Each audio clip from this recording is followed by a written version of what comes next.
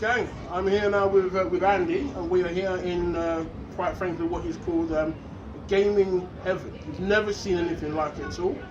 So Andy, why don't you just tell everyone a little bit about the place? Right, Arcade Club was founded less than 3 years ago.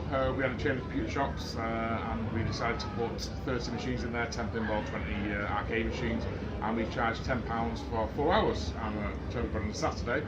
And everybody came over, we fed them as well and wanted them in that price as well, everyone loved it.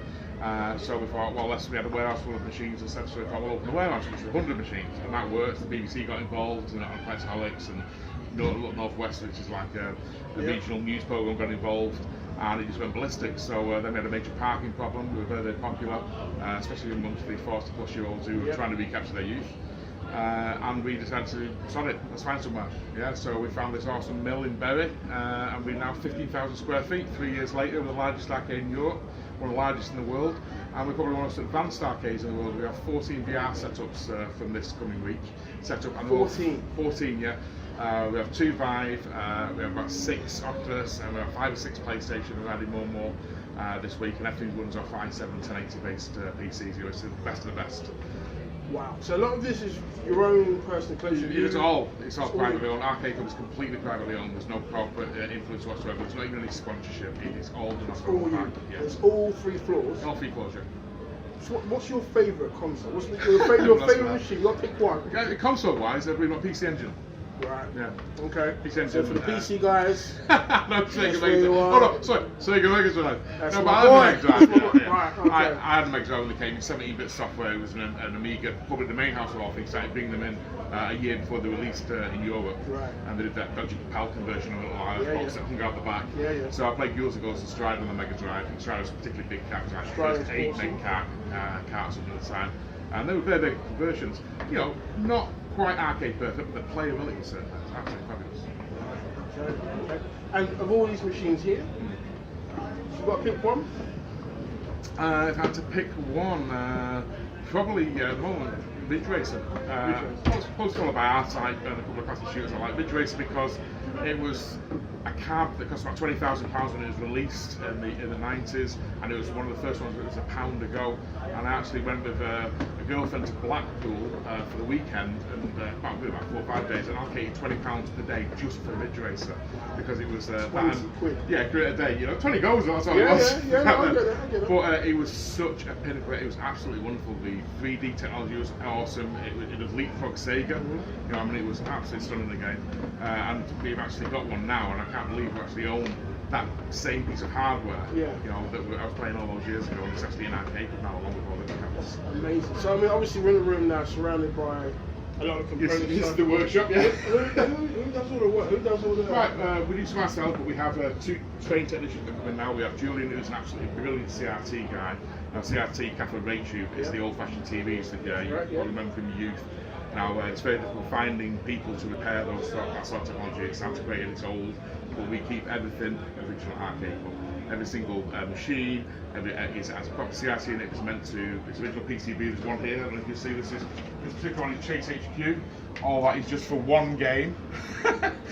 That's the one I just said, right? Yeah, it's Chase HQ. Yeah, that's just for one game. We have a few Chase HQs. That's just one game. All those chips for one game. So these chips are aging now. They're like 30, 40 years old, some of them. Yeah. So as they age chips, they heat up and they end up failing. So we have to repair them. So you are effectively living the dream. There's 2,500 members in this group. There are numerous other groups you're going to see in this video. What is your day like? You wake up in the morning, you just think, eat, sleep, dream arcades. Honestly, it's about that. I'm constantly micromanaging the whole project, if you like. Yeah, everything goes through me. I make all the decisions, and I change things. I change things literally next day. A massive plan to go. For instance, we were going to have a very large, 2 large projectors in this room, because all that gets played on it is Mario Kart and Switch. 4-play on the 180-inch projector. Let's not mention that N-word. Games are games, dude. Okay. So we was going to get a secondary one. Yeah. So up until literally ordering it, I just cancelled it. Yeah, and that's the beauty of Arcade Club. Things can change so quickly. Whereas if you're corporate, things have to filter down through many, many different channels, and it's such a slow ship to move. Yeah, so that's why it always evolves and things change so quickly. Arcade Club, it's awesome. So what's on your list for the next machine, the next game? Next year we're bringing a lot of stuff from Japan. Right. A lot of stuff from Japan, yeah. We've got Initial D8 coming, which is a Sega game. Yeah. Yeah, never released in the West. Yeah. We've got a twin coming with the server, so you can put the cards and stuff and save your progress and all that. That will be here next week. Yeah, so that's kind of cool. We've got a lot of rhythm games coming in. Right. It's actually awesome. We've got a Bishibashi, one called the Bishibashi on Order, Right. which is a fabulous game. What's got coming in? We've got another Groove Coast coming in, so we'll have 2 Groove Coasters. They'll be network linked so you can play head to head. We just got U-Beat in as well, Okay. which is the strange square-looking Rubik's Cube. Yeah, I was just looking at come in, yeah. Yeah. Those are network linked as well, and they're also linked to other arcades in Europe as well, so you can actually play against people in other arcades. Really? Yeah, it's all free as well. I think once you go into arcade, everything's free. Apart from the food and drink, everything's free to play on. Even the VR, people charge them to £40 an hour for VR. It's free at arcade, and we've got enough headsets so everyone can get going. And you've got a mix of, you've got the current consoles there as well. You've Yeah, got Xbox definitely. Ones. I saw some people there playing Yeah. FIFA and stuff.